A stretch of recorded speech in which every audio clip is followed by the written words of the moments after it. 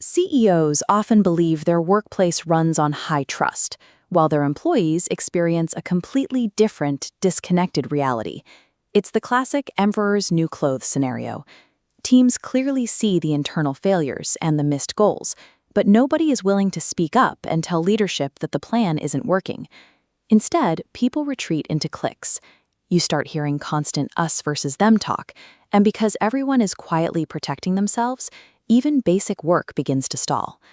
Trust is often treated as an invisible vibe, but effectively running a company requires treating it as a trackable, mechanical system.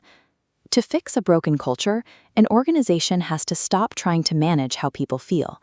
They have to examine the foundational, structural unit of trust, the workplace agreement. At its core, an agreement is simply a clear promise made between two people. Someone says what they need, the other agrees to deliver it, and a timeline is set. When those promises break down, it's rarely because of malicious intent. Usually, both sides just assumed they were on the same page, masking a massive lack of clarity. Every single day, the human prefrontal cortex is bombarded by roughly 120,000 bits of external information. That's a biologically overwhelming amount of noise.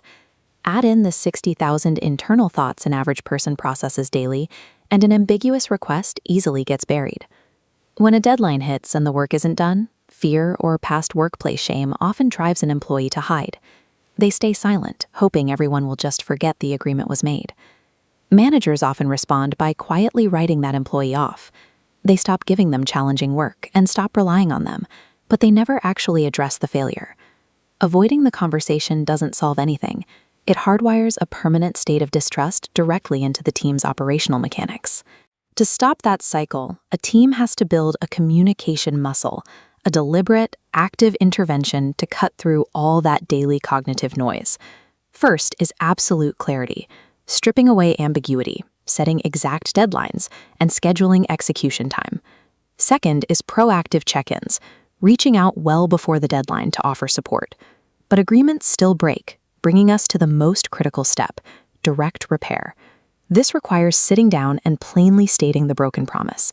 It means admitting, I'm left feeling like I can't trust you, and then mutually deciding exactly what is needed to restore that belief. It sounds uncomfortable, but walking through that fire works. A successfully repaired agreement yields a stronger, more resilient operational bond between two people than a promise that was never tested.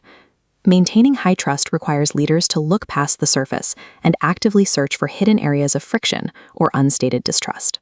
When a team stops hiding from failed promises, the mental energy spent on internal politics shifts toward actual collaboration. People move in synchronicity because they no longer have to guess what their colleagues are doing. This reliability creates the safety needed for innovation. Employees start taking risks and speaking uncomfortable truths, calling out when a project isn't hitting its goals, because they know a mistake leads to a repair conversation rather than shame. Trust requires the daily practice of making and keeping promises. It's built when leaders and employees proactively check in on deadlines and communicate delays before they happen.